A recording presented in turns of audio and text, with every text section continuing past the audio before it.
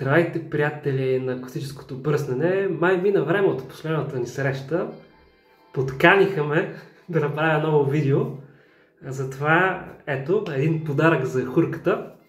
Едно видео, в което преди време му бях обещал да направя ревю на носчетата Жилет Уилкинсън. Ето ги тук при мен. Мисля, че не съм снимал с тях, само съм пращал снимки и коментари. Ще ползвам носче Жилет Уилкинсън. Само да извадя едно. Така, ето. Интересно в самобръсначката, в която ще го заредя, а тя е Юма, съвсем ефтина самобръсначка, 2 лева, купена от магазин за левче. Мисля, че вече съм я пробвал около 4-5 пъти, откакто я купих. С голяма предпазливост подхождам към нея, защото първо е изключително лека. Четох в интернет, че тежава само 25 грама, не мога да кажа дали наистина е толкова, но е действително много лека. Ето и как изглежда спрямо Мюле R89, почти като бебе. Изключително лека и беше една купчина с други самобръсначки, също Юма. И хубаво трябва да огледате, ако ще да купувате, разбира се, дали няма разминаване горе на главата, дали стои накриво, защото всичките сякаш са правени ръчно и нито една не съответства на другата. Изключително лека самобръсначка, но пък за сметка на това приятно останах изненадан от нея. Бръсне доста добре. Сега я разглобих. Честно казано, поставянето на носчето при нея спрямо другите самобръсначки, които съм ползвал, е малко по-опасно един вид. Някакси не е съвсем безопасна за поставяне на носче, но с нужното внимание не би трябвало да имате проблеми. Главата е много малка, може би това е реално причината. Носчето Wilkinson Sword, изключително меко носче. Тук имам една стара персона. И да видим персоната как се представя като твърдост. Да, определено персоната е по-твърдо носче от персона Platinum Chrome и Wilkinson. Да, Wilkinson Жилет. Така. Изглежда са любими носчета на господин Хурката.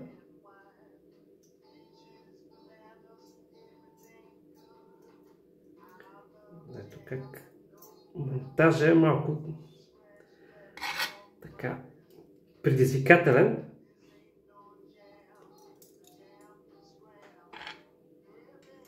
Честно казано, не съм пробвал дръжките дали се пасват на мюлето, но няма и значение. Тази дръжка е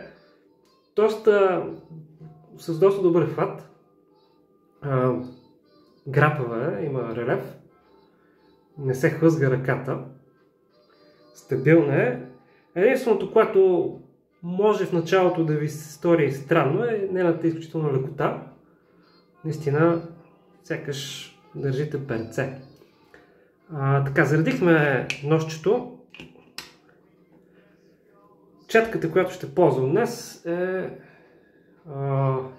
един язовец на Ном. Моята първа четка, честно казано.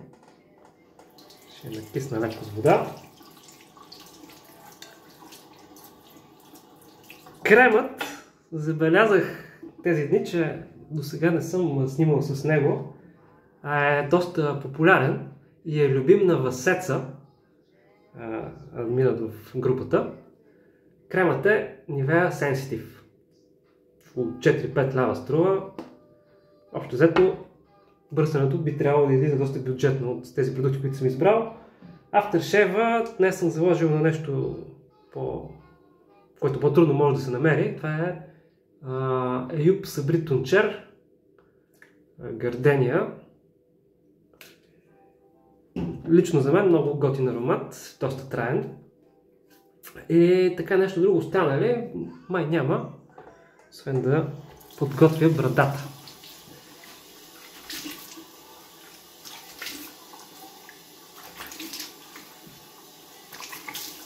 Не съм се бръснал от поне 3 дни. 3 дни мисля, че са минали. Брадата ми вече е доста дълга.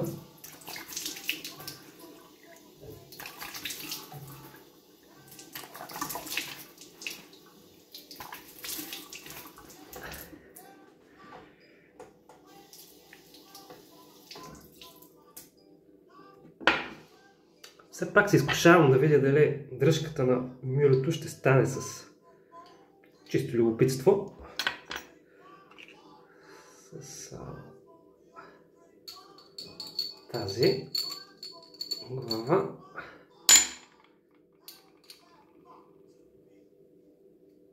Вау! Ами съвместими са. Ето. Глава на Юма, дръжка на мюле. Супер! Но ще върна за автентичност старата си дръжка. Тоест, ако искате да е по-тежка самата самобръсначка, имате варианти. Дръжката на Юмата също така е куха.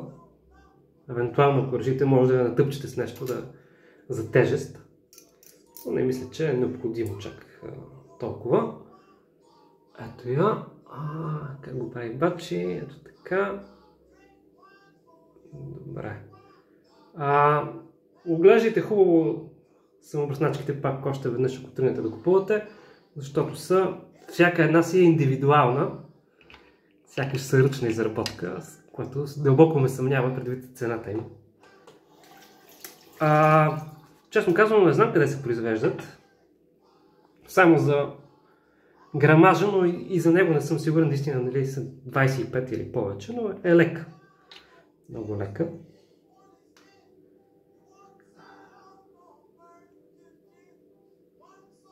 Сложил съм камерата на по-високо и малко ме обърка това в позиционирането. Така, крем Нивеа, много приятен. Честно казано, ароматът на автентичния Нивеа, а Нивеа мен, повече ми харесва. Правил съм сравнение, наистина не зачервява, успокоява лицето Нивеата. Но ако я сравня с Проразо, аромата на Проразо за мен е по... Проразо, което е зелен чай, ако не се лъжа, бялото.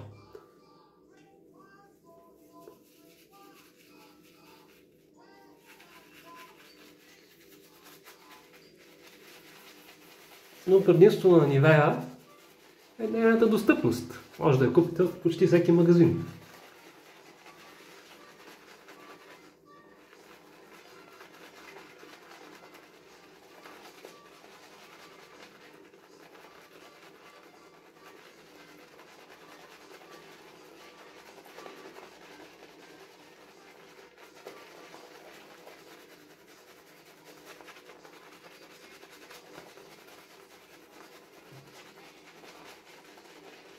За четката каква да ви кажа, язовец изключително мека.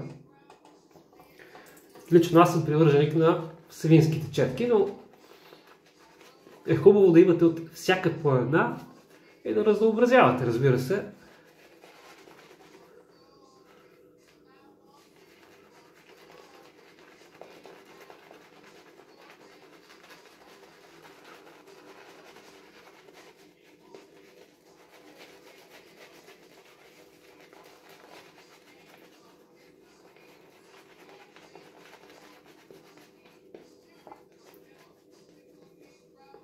Прави доста обилна пяна. Има аромат кремът, но този на Нивеа мен сякаш е по-силен. Както и на бялото по роза определено е по-силен аромата.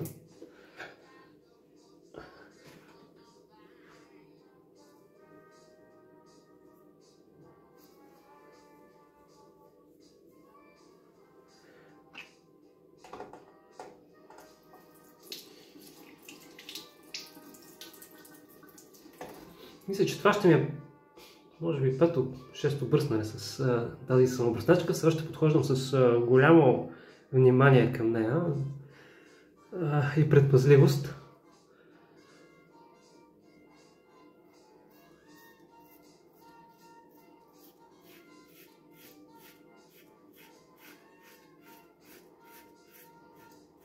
Но, въпреки това е изключително нежна.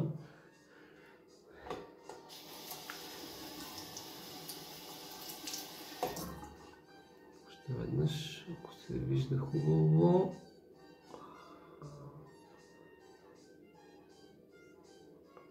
Да, камерата ми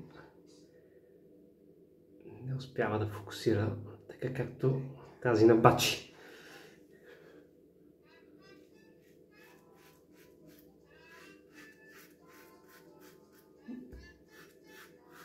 Изобщо не мога да усетя, че има заредено ножче в нея.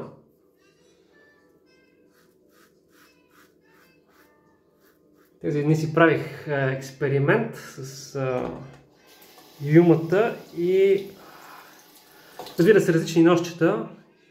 Юма с персона беше заредена. Милото трябва да видя с какво беше заредено.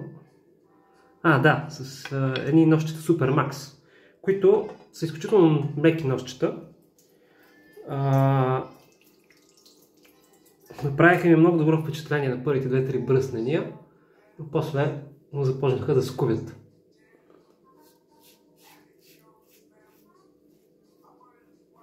Тук ножчето минава като през масло. Нож през масло. Много, много нежно.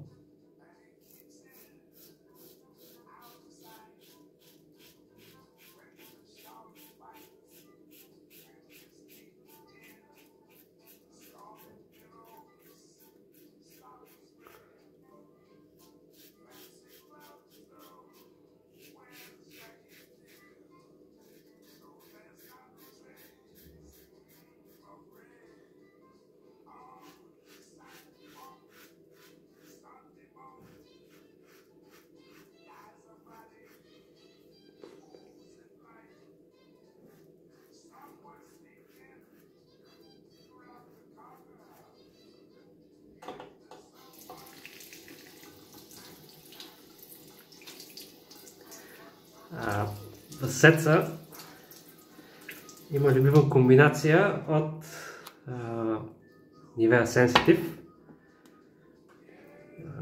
ножчета Feather и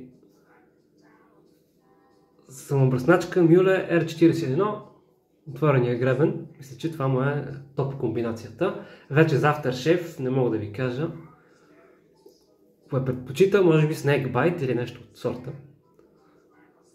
Може би той ще си каже в коментари по-долу.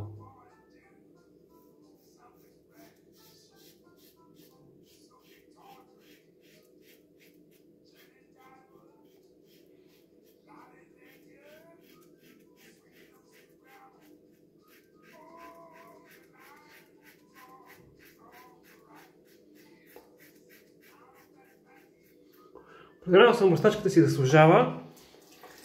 Може би не за постоянна употреба, но върши чудесна работа, пък за парите си е просто няма и нужда да се коментира.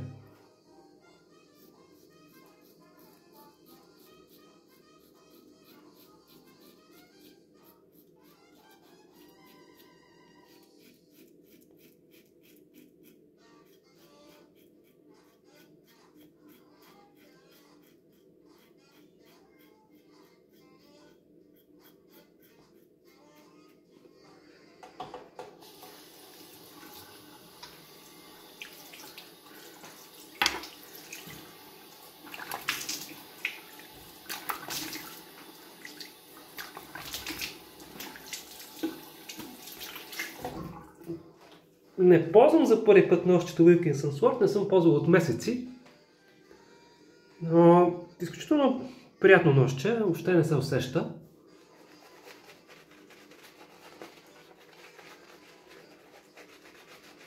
Не мога да ви кажа колко бръснания издържат. Просто нямам спомен.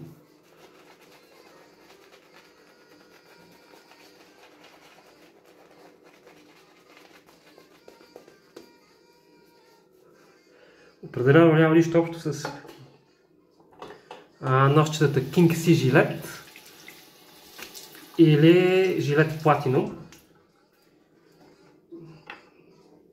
или пък жилет 7 O'Clock.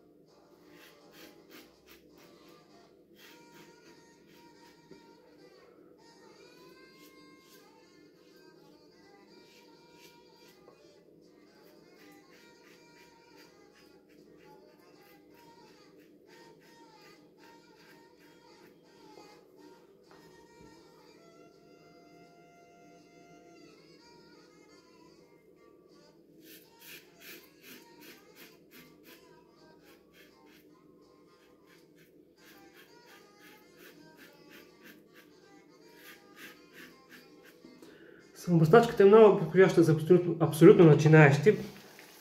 Нежна е. Предвид и цената си, спокойно може да опитате да видите какво е класическо бръснене и да прецените дали е за вас.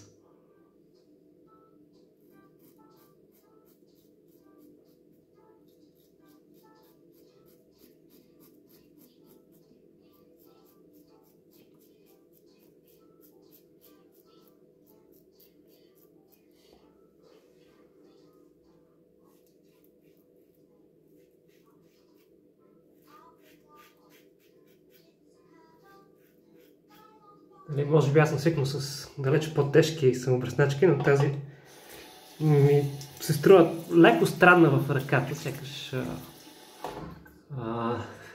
не държа самобръсначка, но се свиква се определено.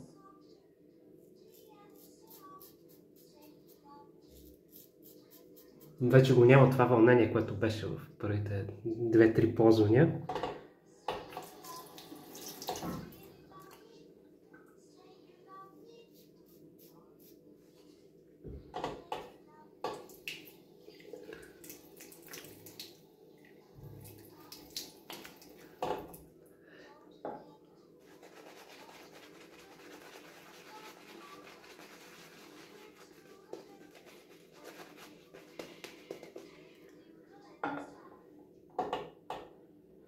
Зелен чай и алоe, мисля, беше зеленото проразо, но бялото проразо. Доста силен аромат има то.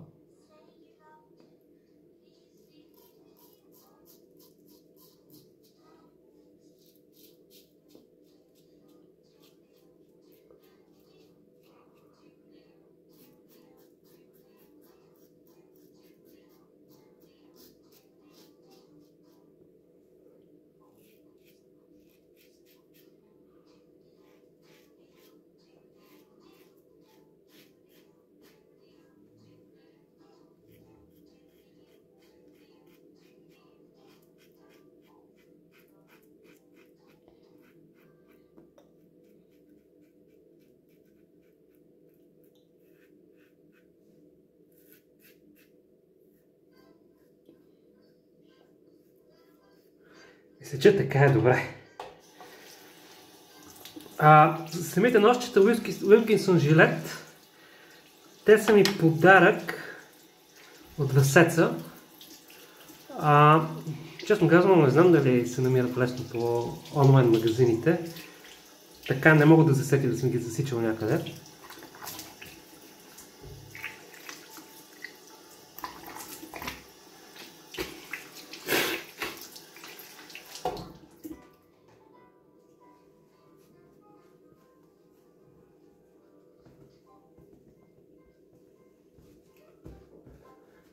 времето заесени. Затова мисля да ползвам и балсам след афтершейва. Афтершейва е гардения, изключително силен аромат, много приятен.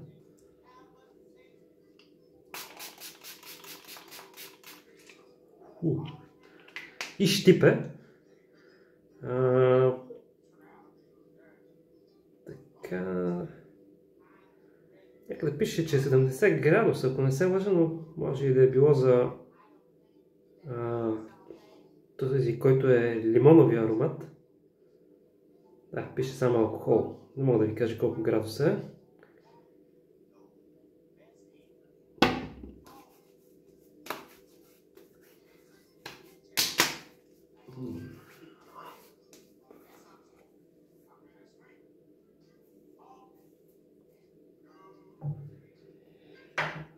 Балсама, който ще ползвам е Nivea. Имам го от доста време, не го бях ползвал с години. Предпочитах други балсами, но така или иначе го имам, защо пък не.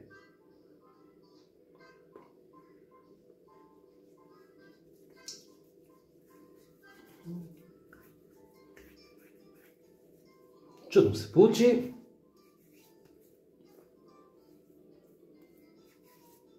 Няма сериозни зачервявания, няма порязвания. Изключително мека самобръсначка. Изключително нежно ножче. И кремът за бръснене доста добър. Nivea. Със сигурност имат висок стандарт на продуктите си. Опа, тук леко съм се боцнал.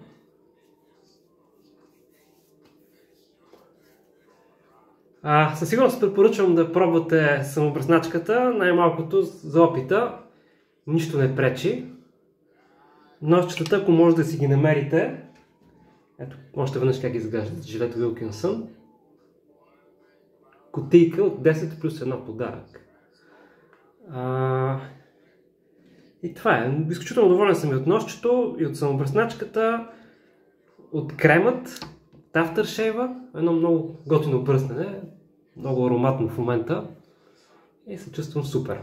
Благодаря ви за гледането, поздрави и на Бачи, на Хурката и на Васеца, както и на всички останали.